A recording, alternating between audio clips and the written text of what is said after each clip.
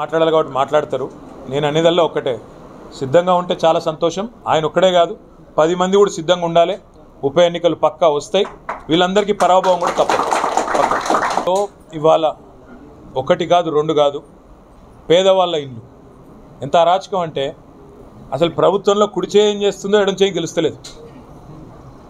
3 రోజుల కింద రిజిస్ట్రేషన్ అవుతుంది ఒక ఇల్లు. 1,50,00,000 రూపాయలు పెట్టి ఒక మధ్యతరగతి మనిషి కొనుక్కుంటాడు.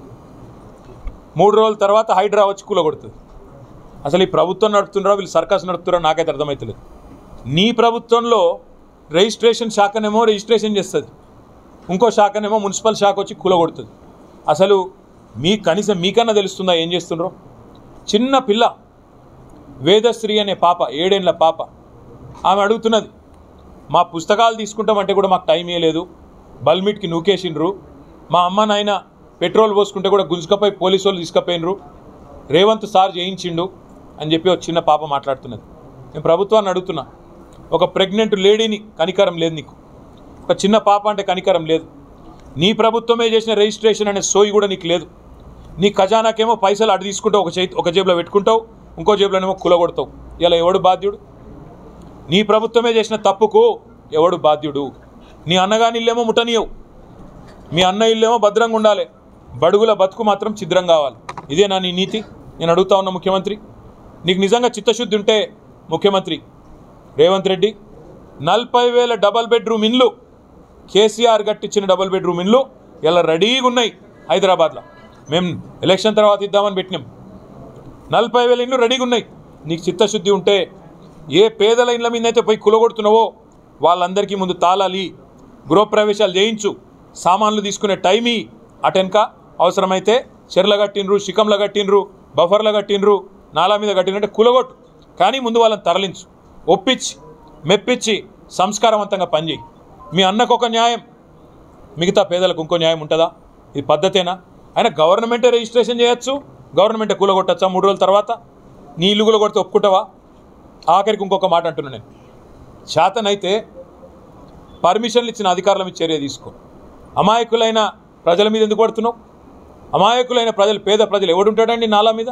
ఆ మురికి కాలువ మీద ముక్కు అదిరిపోతుంటే, గబ్బు కొడుతుంటే, దోమలు కుడుతుంటే, రకరకాల రోగాలు వస్తుంటే ఎవడు కడతాడు నాలా మీద ఇల్లు? రేకుల దెబ్బ, రేకుల షెడ్డు. ఒక పేదవాడు, గరీబుగాడు, ఒక రిక్షా దొక్కుంటా ఆయనే, ఆటో నడుపుకుంటా ఆయనే, ఒక జిరాక్స్ సెంటర్ నడుపుకుంటా ఆయనే, జ్యూస్ స్టాల్ నడుపుకుంటా ఆయన పెట్టుకుంటాడు.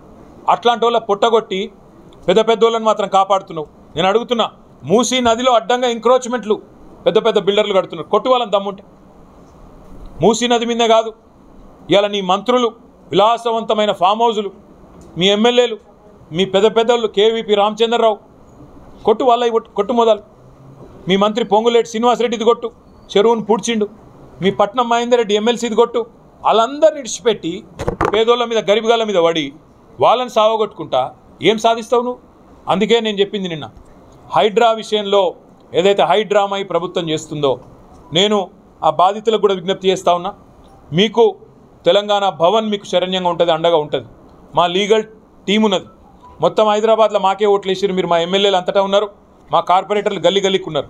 మీరు దయచేసి మీకేమైనా ఇబ్బంది ఉంటే మీ గౌరవ కార్పొరేటర్, బీఆర్ఎస్ కార్పొరేటర్ కానీ మాజీ కార్పొరేటర్ ఉంటే మాజీ కార్పొరేటర్ కలవండి, వాళ్ళు నా దగ్గర తీసుకొస్తారు. భవన్లో మా హెడ్ ఆఫీస్లో లీగల్ టీం ఉన్నది, లాయర్లు ఉన్నారు. న్యాయ పోరాటం చేద్దాం. ఈ రకంగా ప్రభుత్వం ఆదివారం చేస్తా, పొద్దున 3 గంటలకు వచ్చి కూలగొడతా, అదే మీ అన్నగాని ఇంటికేమో 30 రోజుల నోటీస్ ఎందుకు ఇచ్చినావు? మీ అన్న తిరుపతి రెడ్డికేమో 30 రోజుల నోటీసులు, 45 రోజుల నోటీసు ఇస్తా, వాళ్ళకి మాత్రం తెల్లారి 3 గంటలకు వచ్చి నడివీధిలో గుంజి, వాళ్ళు దళితులు, బీసీలు, మైనారిటీలు, వాళ్ళని మాత్రం బజార్లేసి బుల్డోజర్తోని తొక్కేస్తావా? అందుకే వాళ్ళకు అండగా మేము ఉంటాం. తప్పకుండా వారు ఎవరైనా సరే మా స్థానిక ఎమ్మెల్యేలను కానీ, మా కార్పొరేటర్లను కానీ, మా డివిజన్ నాయకులను కానీ మీరు సంప్రదిస్తే వాళ్ళకు న్యాయంగా కూడా, న్యాయ పోరాటం కూడా మా పరంగా మేమే చేస్తాం, వారికి అండగా నిలబడతామని కూడా చెబుతూ, ఈ ప్రభుత్వానికి మనసుంటే నేను డిమాండ్ చేసినట్టు 40,000 ఇండ్లు రెడీగా ఉన్నాయి, డబుల్ బెడ్రూమ్ ఇల్లు.